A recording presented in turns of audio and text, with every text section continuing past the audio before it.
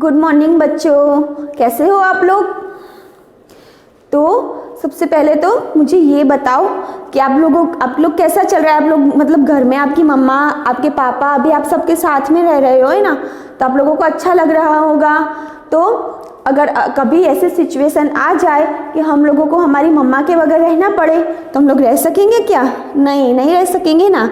तो कभी कभी लाइफ में ऐसा टाइम भी आ जाता है कि हम लोगों को अपनी मम्मा के बिना भी रहना पड़ता है, लेकिन हम लोगों से वो तो हमारे लिए कितना मतलब मुश्किल होगा। अगर ऐसा हो गया तो हम लोग तो हमारी मम्मा के बिना रह ही नहीं सकते कभी, क्योंकि हम लोगों का खाना पीना, हम लोगों को क्या पसंद है क्या नहीं पसंद, हम लोगों को क्या पहनना है, हर चीज़ का ख्याल हमारी मम्मा रखती है ना। तो अगर मम्मा नहीं होगी तो हमारा क्या होगा। तो कभी और हम लोग कभी बीमार हो जाते हैं तो मम्मी कितनी टेंशन में आ जाती है कि मेरे बच्चे को क्या हो गया, ये कैसे ठीक होगा, है ना। मम्मी कितना परेशान हो जाती है। लेकिन कभी कभी क्या होता है कि कोई ऐसी सिचुएशन आ जाती है कि हमारी मम्मा भी कुछ नहीं कर सकती। जैसे कि कोई बच्चा है जो बोल नहीं पाता है, सुन नहीं पाता है, अगर ऐसा कुछ हो गया तो उसमें मम्मा भी क्या कर सकती है। मम्मा सिर्फ उसे देख के परेशान रहती है पूरा दिन, वो बेबस हो जाती है, मतलब लाचार हो जाती है कि वो कुछ कर भी नहीं सकती और अपने बच्चे को इस सिचुएशन में देख भी नहीं सकती। कई बार होता है ना हमारे आसपास में, या कुछ ऐसे बच्चे होते हैं जो ठीक से सुन नहीं पाते, ठीक से बोल नहीं पाते, मतलब चल नहीं पाते, ठीक से देख नहीं पाते। तो उनकी फैमिली वालों की, मम्मी पापा की, सबकी क्या हालत होती है, खास करके मम्मा की। वो मतलब अपने बच्चे को इस हालत में देख भी नहीं सकती और उसकी हेल्प भी नहीं कर सकती, क्योंकि जो हमारी मम्मा के अंडर में होता है, जो वो कर सकती है, वो तो हमारे लिए सब कुछ करती है। लेकिन अगर कभी ऐसी सिचुएशन आ जाए कि वो कुछ ना कर सके तो फिर तो मतलब वो तो उसके हाथ में भी नहीं है, क्योंकि जो मतलब बाय बॉर्न है, या मतलब कोई कभी कुछ एक्सीडेंटली ऐसा हो जाता है तो उसमें तो वो भी कुछ नहीं कर सकती ना। वो तो सिर्फ जो हमारे अल्लाह हैं, भगवान है, कोई वो ही कर सकते हैं ना, उनके हाथ में ही होता है। क्योंकि किसी को मतलब आंखें ना देना, वो देख ना सके, बोल ना सके, वो तो किसी के हाथ में नहीं होता। तो ऐसे ही ये कविता है, एक माँ की बेबसी। तो इसमें भी उसका बच्चा बोल नहीं सकता है, लेकिन वो उसकी मम्मा कुछ नहीं कर सकती है, क्योंकि वो भी क्या कर सकती है। अगर वो अपना बच्चा बोल सकता होता तो मतलब वो कितनी खुश होती, और अगर उसके हाथ में होता कि वो कुछ कर ले, तो अब जिससे उसका बच्चा बोलता हो जाए तो वो अपनी पूरी कोशिश कर सकती थी। लेकिन यहाँ पे क्या है कि वो कुछ कर भी नहीं सकती और अपने बच्चे को ऐसी हालत में देख भी नहीं सकती, है ना। क्योंकि कभी कभी हमें फीवर हो जाता है, या हम लोग कुछ लग जाता है हम लोगों को, या बीमार हो जाते हैं, तो हमारी मम्मा की कैसी हालत हो जाती है, वो कितनी टेंशन में आ जाती है। कभी कभी तो वो रोने भी लगती है ना। आप लोग कभी बीमार हो जाते होंगे तो आपकी मम्मा कितनी परेशान हो जाती होगी कि कैसे करूँ तो मेरा बच्चा ठीक हो जाए जल्दी जल्दी। आप लोगों को फटाफट से हॉस्पिटल में लेके जाती है, आपका घर पे भी अच्छे से ख्याल रखती है ना। लेकिन कभी कभी ऐसा होता, फीवर हो गया तो मम्मा तो जैसे मम्मा के हाथ में होता तो वो झट से आपको अच्छे कर देती। तो लेकिन कुछ चीज़ें ऐसी होती है कि जो उसके हाथ में भी नहीं होती, तो वो सिर्फ देख सकती है, और वो बहुत परेशान हो जाती है कि मेरा बच्चा इतना परेशान है और मैं कुछ कर नहीं सकती। चलो हम देखते हैं कि ये कविता में क्या है। सबसे पहले तो हमें ये देखना है कि ये कविता किसने लिखी है। यहाँ पे लिखा हुआ है राइटर का नाम कुंवर नारायण ने। ये क्वेश्चन आपके एग्जाम में भी आएगा कि ये कविता किसने लिखी है, या ये पार्ट किसने लिखा है। तो आप लोगों को अच्छे से याद रखना है ये किसने लिखी है, कुंवर नारायण ने। ठीक है, क्या नाम है कविता का? एक माँ की बेबसी। इस कविता को पढ़ते समय आंखों के सामने कई चित्र बनते हैं। बचपन का चित्र, बचपन के खास समय, खेल और साथियों का चित्र, उन साथियों में एक खास साथी रतन का, और एक माँ का चित्र। इसे पढ़ो और महसूस करो। कवि क्या बोलते हैं कि जब हम छोटे होते हैं तो हमारे पास बहुत सारे हम लोग जो मेमोरीज होती हैं, दोस्तों के चित्र होते, मतलब दोस्तों के, फिर बचपन के जो खास समय हम लोगों ने दोस्तों के साथ खेला था, वो सब जब हम लोग बड़े हो जाते हैं तो हमें सब वो टाइम याद आता है, क्योंकि हमने बचपन में ये किया था, वो किया था, ये हमारे इतने दोस्त थे। जब आप लोग भी बड़े हो जाओगे तो आप लोगों को भी ये सब बहुत याद आएगा, और आपका बचपन बहुत मिस करोगे कि हमारे इतने दोस्त थे, हम लोग इस तरह से खेलते थे, हम लोगों को मज़ा आता था। मतलब मज़ा ही आता होगा ना आप लोगों को भी पूरे अब हमेशा दोस्तों के साथ रहना, खेलना, फ्री होके घूमना अच्छा लगता है ना, सबको अच्छा लगता है।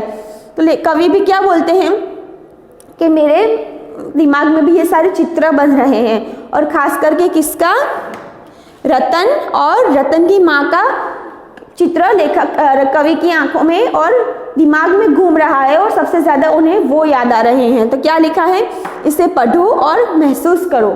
ठीक है, कविता धीरे धीरे पढ़ने की चीज़ है, उसे मन में उतारने में काफ़ी समय लगता है। कभी कभी तो बरसों बाद हम बचपन की पढ़ी कविता पढ़ते हैं तो लगता है पहली बार पढ़ रहे हैं। कविता पढ़ने के बाद मन के किसी कोने में घर बना लेती है, किसी मौके पर वह उभर आती है। तो क्या बोलते हैं कवि कि कविता धीरे धीरे पढ़ने वाली चीज़ है, और हम लोगों ने कोई कविता बचपन में पढ़ी हो तो तब हमें अच्छे से समझ ना आई हो, लेकिन जब हम बड़े हो जाएंगे और वो कविता फिर से पढ़ेंगे तो हमें क्या लगेगा कि हम पहली बार ही पढ़ रहे हैं, पहले हम लोगों ने कभी नहीं पढ़ी है। तभी हम लोगों को मतलब समझ आएगा थोड़ा बहुत कि ये कविता क्या कहना चाहती है। किसी मौके पर वो उभर आती है। जैसे कि हम लोग अभी पढ़ रहे हैं ये कविता, तो शायद आप 1-2 साल बाद भूल जाओ, लेकिन जब आप बड़े होंगे और फिर से ये कविता देखोगे तो ये कविता सब आपको याद आ जाएगी कि एक रतन था, उसकी माँ के बारे में बात की गई थी, और आपके माइंड में पूरा उसका इमेज बन जाएगा, है ना। तो कभी कभी ऐसे मौके पे हमें ये सब कविताएं वो सब याद आता है। कविता कहानी सबके साथ यह होता है, इसलिए हमें चिंतित होने की ज़रूरत नहीं कि कविता एक बार में पूरी तरह समझ में आ रही है या नहीं। अगर उससे सिर्फ एक चित्र ही उभरता है तो भी कविता कामयाब है।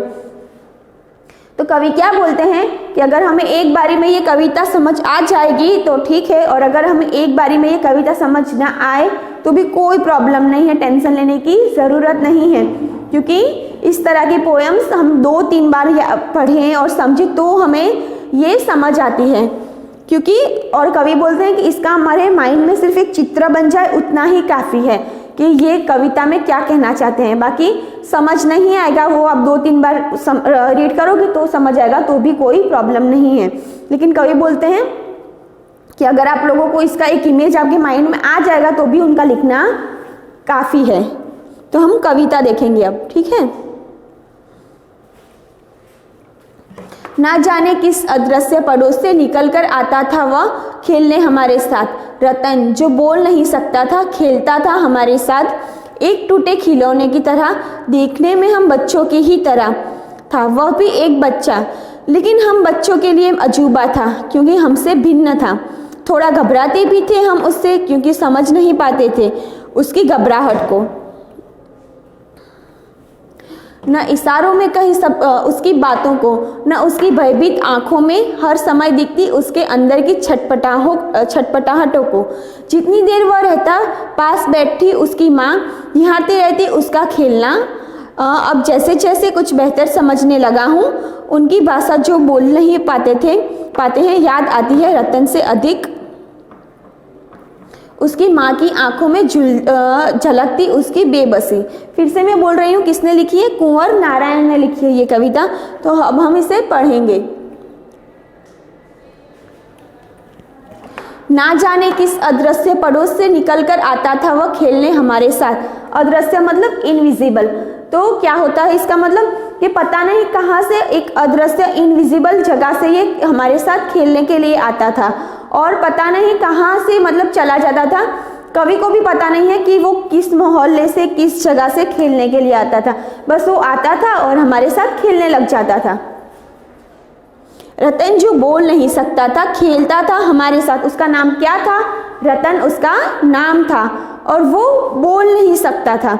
तो मतलब कवि क्या बोलते हैं कि उसका नाम रतन था, और वो पता नहीं किस मोहल्ले से कहाँ से हमारे साथ खेलने आता था, लेकिन आकर हमारे साथ खेलने लग जाता था क्योंकि वो बोल तो नहीं सकता था। एक टूटे खिलौने की तरह, देखने में हम बच्चों की तरह था वह भी एक बच्चा। एक टूटे खिलौने की तरह मतलब वो बोल नहीं सकता था, तो मतलब उसे कुछ भी कहना होता था तो कितनी प्रॉब्लम होती होगी।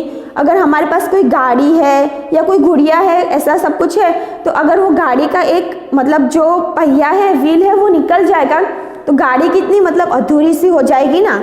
और एक जैसे कि हमारे पास गुड़िया है, तो हम गुड़िया का जैसे एक हाथ नहीं है, एक पैर नहीं है, तो हम लोगों को कैसा लगता है कि नहीं, गुड़िया कंप्लीट ही होनी चाहिए। हम लोगों को ऐसी आधी अधूरी गुड़िया खेलने में अच्छा नहीं लगता, मज़ा नहीं आता।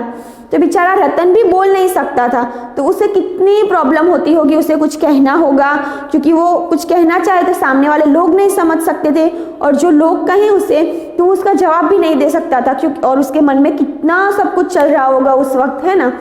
तो कवि क्या बोलते हैं, एक टूटे खिलौने की तरह देखने में हम बच्चों की ही तरह था वह भी एक बच्चा, मतलब था तो हम लोगों के जैसा ही, लेकिन एक टूटे खिलौने की तरह था, क्योंकि वो बोल नहीं सकता था। तो वो मतलब जैसे कि एक खिलौना टूट जाए थोड़ा बहुत, तो वो मतलब टूटा हुआ ही कहलाता है ना, वैसे ही रतन था तो उन बच्चों की तरह ही, लेकिन वो सिर्फ बोल नहीं सकता था। लेकिन हम बच्चों के लिए अजूबा था, क्योंकि हमसे भिन्न था। अजूबा मतलब चमत्कार जैसा था वो उन बच्चों के लिए जो दूसरे उससे रतन से अलग थे, नॉर्मल थे। वो लोगों के लिए रतन वो लोगों से अलग था, इसलिए रतन को वो लोग समझते थे कि ये अलग है, हम लोगों से भिन्न है, क्योंकि वो लोगों के जैसा तो वो था नहीं, क्योंकि वो बोल नहीं सकता था और बाकी सब बच्चे बोल सकते थे। तो वो लोगों से, जो दूसरे नॉर्मल बच्चे थे, उनसे तो रतन भिन्न हुआ ना, अलग हुआ ना उनसे। थोड़ा घबराते भी थे हम उससे, क्योंकि समझ नहीं पाते थे उसकी घबराहट को। तो कवि क्या बोलते हैं कि हम लोग रतन से कभी कभी घबराते भी थे, हम लोग उससे मतलब डरते भी थे, क्योंकि रतन क्या, और रतन भी कभी कभी वो लोगों से घबराहट में ही रहता था। रतन भी हड़बड़ी में रहता था हमेशा, क्योंकि वो बेचारा बोल नहीं सकता था।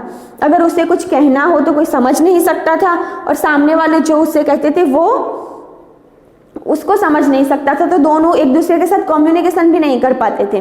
तो कवि बोलते हैं कि हम लोगों को भी घबराहट होती थी, क्योंकि हम लोग जो बोलते हैं ये मतलब उसका जवाब नहीं दे सकता। तो जो आपके आसपास भी ऐसा कोई ना कोई तो होगा ना, आप लोगों ने भी कभी देखा होगा, जो बोल नहीं सकता है या सुन नहीं सकता है। तो वो लोगों के मन में कितना सब कुछ चलता होता है, लेकिन वो कभी बोल नहीं पाते हैं, उसे एक्सप्लेन नहीं कर पाते हैं। तो वो एकदम बेचैनी हो जाती है उनको कि मैं कैसे समझाऊं सामने वाले को कि मैं क्या कहना चाहता हूँ, मेरे अंदर क्या चल रहा है। वो हम लोग मतलब वो इशारों में बोले तो हम लोगों को समझ ही नहीं आता, कितना प्रॉब्लम होता होगा वो लोगों को। तो कवि भी वैसे ही बोलते हैं कि रतन मतलब भी कभी कभी घबराया हुआ रहता था, और हम भी, क्योंकि वो जो बोलता था वो हम लोग समझ नहीं पाते थे, और जो हम बोलते थे वो रतन नहीं समझ पाता था। न इशारों में कहीं उसकी बातों को, न उसकी भयभीत आंखों में हर समय दिखती उसकी अंदर की छटपटाहट को। छटपटाहट मतलब बेचैनी, मतलब उसकी आंखों में एक डर दिख रहा था और उसकी बातों में बेचैनी सी थी, क्योंकि वो बहुत कुछ बोलना चाहता था, लेकिन वो अपने अंदर ही अंदर मतलब हमेशा रहता था, वो बोल नहीं पाता था। तो उसके हम लोग अगर 5 मिनट के लिए भी आपकी टीचर आपको बोले कि आप लोग सब शांति से चुप होकर बैठे हो, तो आप लोग रह सकते हो क्या? नहीं रह सकते ना। तो वैसे ही बेचारा रतन तो कैसे रह सकता होगा, उसके मन में इतना सब कुछ चल रहा होगा, उसे कितना सब बोलना होगा, लेकिन वो बोल नहीं पाता था। तो उसे कितनी प्रॉब्लम फेस होती होगी। कई बार उसके मन में बहुत कुछ चल रहा होता है, उसको सामने वाले को सब बोलना होता है, लेकिन वो बोल नहीं पाता। तो कवि क्या बोलते हैं कि वो उसकी छटपटाहट को अब महसूस कर रहे हैं। बचपन में जब कवि भी छोटे थे तब कवि को भी पता नहीं चला कि ये क्या मतलब रतन पे क्या गुजर रही है, उसकी माँ पे क्या गुजर रही है, तब रतन को पता नहीं, कवि को पता नहीं चला था। लेकिन अब कवि बड़े हो गए हैं तो सब बचपन की बातों को याद कर रहे हैं, तब उनको ऐसा एहसास हो रहा है कि बेचारे रतन पर क्या गुजरी होगी उस वक्त पे, और वो ये सब सिचुएशन कैसे फेस कर रहा होगा रतन। क्योंकि कवि के माइंड में रतन का फेस अब आ रहा है कि उसका घबराया हुआ चेहरा, उसकी आंखों में डर, वो सब अब रतन कवि को अब पता चल रहा है। जितनी देर वह रहता पास बैठी उसकी माँ निहारती रहती उसको, इसका खेलना, निहारती रहती मतलब उससे देखती रहती।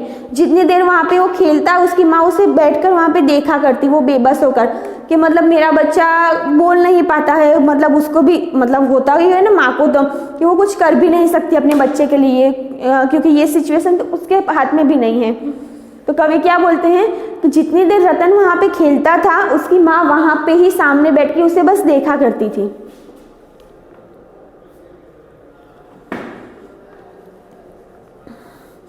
कुछ बेहतर समझने लगा हूँ उनकी भाषा जो बोल नहीं पाते हैं, याद आती ही रतन से अधिक उसकी माँ की आंखों में झलकती उसकी बेबसी। तो कवि क्या बोलते हैं कि अब कुछ मतलब बचपन में तो मैं इतना नहीं समझदार था, लेकिन अब वो उसकी रतन की माँ की बेबसी, रतन का दुख अब मैं महसूस कर सकता हूँ कि उस पर क्या गुजर रही होगी, और उसकी माँ की आंखों में झलकती उसकी बेबसी, क्योंकि माँ कुछ कर नहीं पा रही थी अपने बच्चे के लिए कि रतन इतना सब परेशान है, वो कुछ बोल नहीं सकता है, उसके मन, दूसरे सब बच्चे बोल सकते हैं, उसके मन में कितना सब कुछ चल रहा होगा।